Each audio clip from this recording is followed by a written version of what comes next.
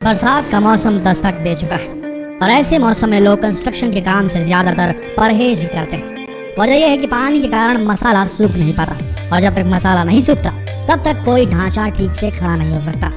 तो सर सोचिए कि बरसात में लोग घर नहीं बना पाते तो भला इंजीनियर्स बहती नदी या उफान मारते समंदर में पुल कैसे बना लेते होंगे। दिमाग चक्कर खा गया ना, ये तो होना ही था। दोस्तों, नदी में बने पिलर्स को देखकर कभी आपके दिमाग में ये सवाल उठा है कि आखिर नदी के बहाव के बीच इन पिलर्स को कैसे बनाया गया होगा और पुल बनाने के लिए किन तरीकों का इस्तेमाल किया गया होगा।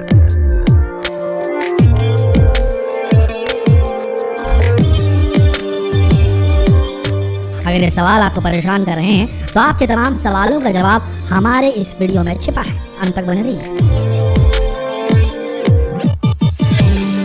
दोस्तों, मुंबई की शान बन चुका बांद्रा वर्ली सी लिंक हाजीपुर को पटना से जोड़ता है। गंगा नदी पर बना महात्मा गांधी सेतु, असम के तिनसुकिया में लोहित नदी पर बना भूपेन हजारिका सेतु, डिब्रूगढ़ में ब्रह्मपुत्र नदी पर बना बोगीबिल सेतु, भागलपुर बिहार में गंगा पर बना विक्रमशिला सेतु, लिस्ट काफी लंबी है। दोस्तों, ये सभी इंजीनियरिंग के वो बेजोड़ नमूने हैं जिन्हें बहती नदी या समंदर के ऊपर बनाया गया है। इनमें से कई पुलों को आपने भी जरूर देखा होगा, कभी न कभी उसके ऊपर से सफर भी किया होगा। आपने कभी गौर किया होगा कि सभी पुल नदी या समंदर के पिलर्स के सहारे टिके रहते हैं। लेकिन क्या आपने कभी ये सोचा है कि आखिर वो कौन सी ट्रिक है जिसकी मदद से पानी के भीतर इन पिलर्स को खड़ा किया जाता है, जो अपने ऊपर लाखों टन वजनी पुल का भार उठाए रहते हैं। रोजाना हजारों लाखों टन गाड़ियों का बोझ बिना उफ किए सहते रहते हैं। चलिए जवाब हम आपको देते हैं कि आखिर बहती नदी के बीच इन पुलों को कैसे बनाया जाता है।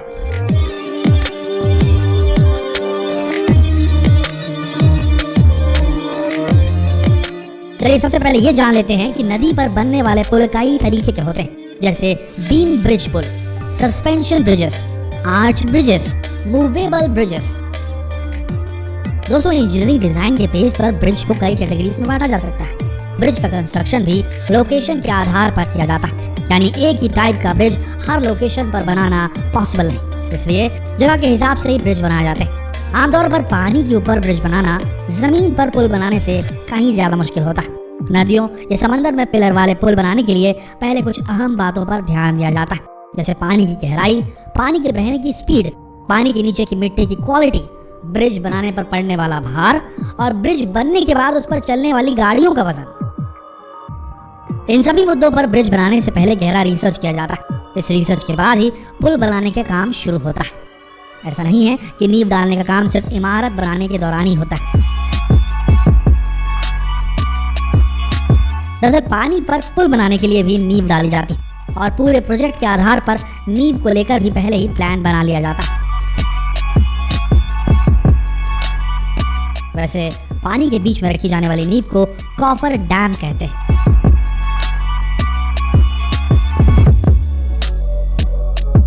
ये कॉफर डैम एक तरीके से ड्रम के जैसे होते हैं, जिन्हें क्रेन या पोकलेन मशीनों की मदद से पानी में एकदम बीच में फिट कर दिया जाता है। इन कॉफर डैम्स को स्टील की बड़ी बड़ी प्लेट्स के जरिए बनाया जाता है। इसका शेप गोल या स्क्वायर हो सकता है और ये बात पुल बनाने या नदी की मिट्टी या गहराई पर डिपेंड करती है। अगर सीधे शब्दों में कहें तो ये एक ड्रम की तरह होता है, या फिर आपने मेलों में जो मॉक का कुआं देखा होगा, ये बिल्कुल उसी तरह का होता है। आमतौर पर कॉफर डैम काफी मजबूत होता है, जिसे स्टील से बनाया जाता है। सबसे पहले इसे पानी के बीच में रख दिया जाता है, जिससे पानी इसके आसपास से तो बहता रहता है लेकिन इसके अंदर नहीं जा पाता।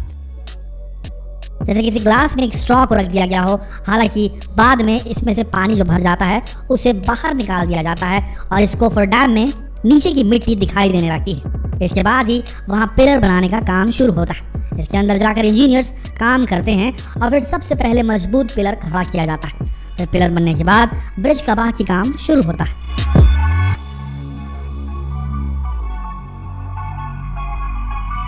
हालांकि जब पानी गहरा होता है तो इस कॉफर डैम के जरिए पुल नहीं बनाया जा सकता। जहाँ पानी ज़्यादा गहरा होता है वहाँ पहले रिसर्च करके ज़मीन के नीचे कुछ पॉइंट्स बनाए जाते हैं जहाँ मिट्टी अच्छी हो और ज़मीन पिलर बनाने लायक हो। इसके बाद वहाँ गड्ढे किए जाते हैं और उनमें कई पाइप ऊपर से नीचे डाले जाते हैं और वहाँ मौजूद पानी को बाहर निकाला जाता है। फिर इन पाइप्स में सीमेंट के मिक्सचर भरे जाते हैं। फिर ज़रूरत के हिसाब से ऐसे ही कई पाइप्स मिलाकर एक पिलर बनाए जाते हैं। दोस्तों, किसी ब्रिज को बनाने में सबसे अहम बात उसके बीम यानी कि खंभों का निर्माण होता है।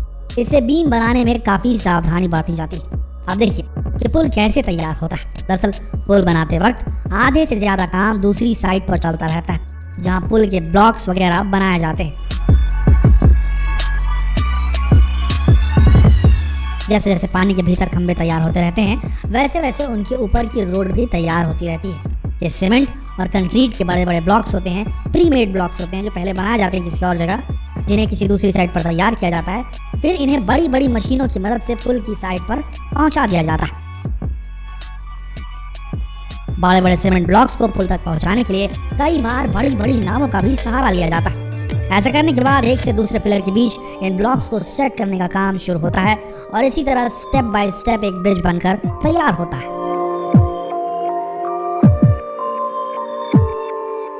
दोस्तों, अगर आप सोच रहे हैं कि कोई ब्रिज बन गया मतलब अब काम खत्म, तो ऐसा बिल्कुल नहीं है। किसी भी ब्रिज को एक तय वक्त के लिए ही बनाया जाता है, जैसे 100 साल या 150 साल। इसके बाद वो ब्रिज किसी काम का नहीं रहता। ब्रिज को समय समय पर रखरखाव की भी जरूरत पड़ती है। ऐसा नहीं है कि एक बार बनाने के बाद उसे कभी चेक नहीं किया जाता। ब्रिज की मजबूती का पता लगाने के लिए कई सारे इंस्ट्रूमेंट्स इस्तेमाल में लाए जाते हैं, जैसे मैग्नोमीटर, पायोमीटर और इंफ्रारेड थर्मोग्राफी। इनमें इंफ्रारेड थर्मोग्राफी तो ऐसी डिवाइस है जिसकी मदद से कंक्रीट के बीच बने गड्ढों का भी पता लगाया जा सकता है।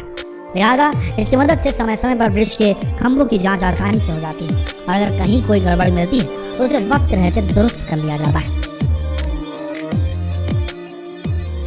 तो दोस्तों, उम्मीद है कि आपको नदी में बने पिलर से रिलेटेड आपके सभी सवालों का जवाब मिल गया होगा। आप समझ गए होंगे